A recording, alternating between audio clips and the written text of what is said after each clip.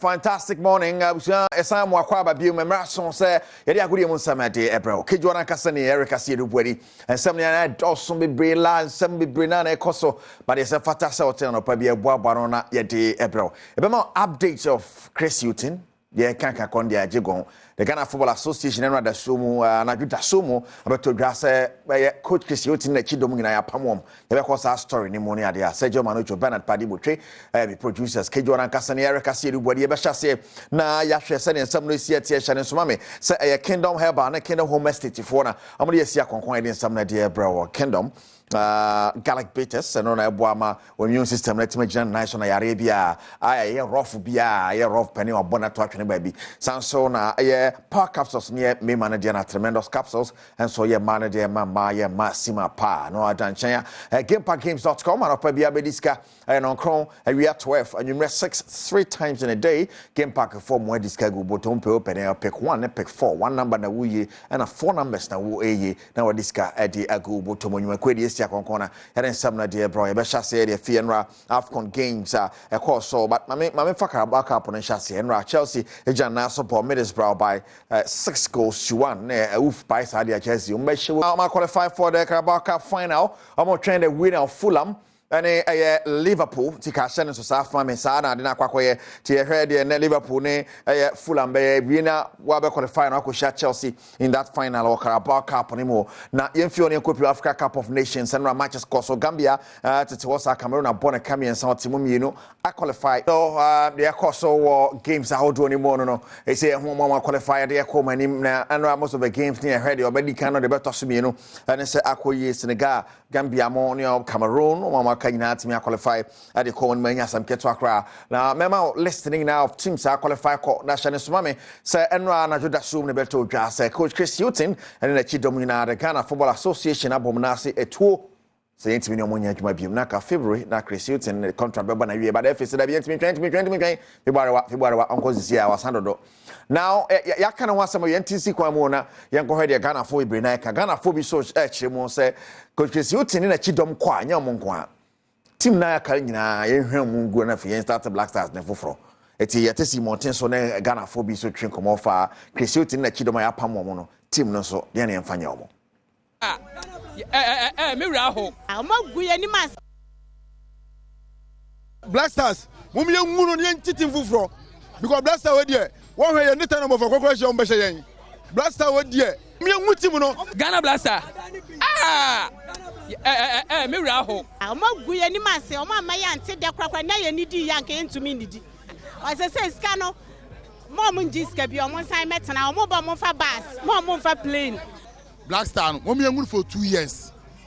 so what I say ni enko for local players nkwala house lo kotoko nkwala no e mo yere mo mra na we mu ni dia e se abrofo nko a minimo bia enam enula bo ntini won no akasa na nyeye adidie company why dey wani DJ bonunsuo wa stamp papa agadi kotoko keeper kura dem a aka infaso oso ye keeper no we Jimmy Rough wa sanka samichi na mebo na som Ghana ezi epam obia waya ye de wokoye no na waya wokobo qualifies ni amfre binum eti epam chawa keeper ne de na na board okochi ana na okoye ne de ezi wo keepers wo Ghana wa hu sikadi enti Hesan ese no se mentimi ani di me yine kura mentimi ndana otu na atum so mato akone ese ya Ula si team no ye mo hwe saska na mo se no for number then fire go test na hu nya sisia 5 players pen na yen select ewom the young ones omuti na bench no 5 pe dia aka ne nyina yempam goalkeeper no kura de he right fans need been somebody to dra and already Cape Senegal Equatorial Guinea Nigeria Egypt Cameroon Guinea Angola Burkina Faso Mauritania Mali ne Morocco ma qualify ko na ye hwedim ho se hwan mo na be ko onim se the likes of Ghana Algeria mo nyina ye film Gambia film Mozambique ni Guinea Bissau mo nyina amfa ze na ne mani mo eden kakra ne ade ate no de koso wo mo Ivory Coast at tempo mo hwe se best place team so wait me aka wona host nation qualified akona ni manu asa na results ne se ko ne se Ivory Coast e betimi akoma ni mu anesa but na ye hwe se na Namibia and Mali bebo na South Africa and Tunisia ball in Group E. Then in Group F, 8 p.m. Tanzania and DR Congo, Zambia and Morocco ball round of 16 up and Nigeria. I'm Cameroon and about Cape Verde, Mauritania and about Equatorial Guinea and Guinea form omo de bebo ni na ya resa ne wonsam so ebesia konti ade no anwen ne sepeche nyasam keto akra to hwe Nigeria ne Cameroon for breya sana mo ba mo anya obi anhia no to Nigeria so anya na hogon so far 3 goals spent what me ahye para qualify area kon ni mo to mo hwe so beti benya good result atia Cameroon and Shannon so family wokopie mo wo kingdom for akacha wo mo ede wo dan for from the abasa obi anya montra Tifia for workers in Adom, Ajimuanya, some keto akra, and Yoko Pima, a home estate. No, I say, my artisan to Pechime Hall. Wow, dear, yes, a walk behind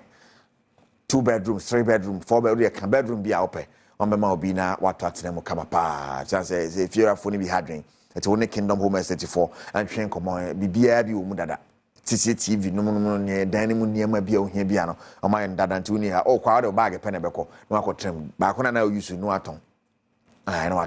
Kingdom Home Estate Gallic Bitters boama o immune system Nigeria nine so power capsules ye man their tremendous capsules ye man their Kingdom for can gamepackgames.com also can one pay di egu bottom di odi beto so bia times 26 it's pick 1 and pick 4 game pack for na game ni mo pese udisika edi egu bottom ni makwedi esi akonkona eden samna de bro Sergio Manucho Bernard Paribo twemi producers bacho o hebedwemu a na kejuara nkasa ni Eric Asie dubwedi ye de apomode won samba to so fiama kwatama klo wi a na fe sister Sunday be a guy edi ahosepe ato aso koso hebedwemu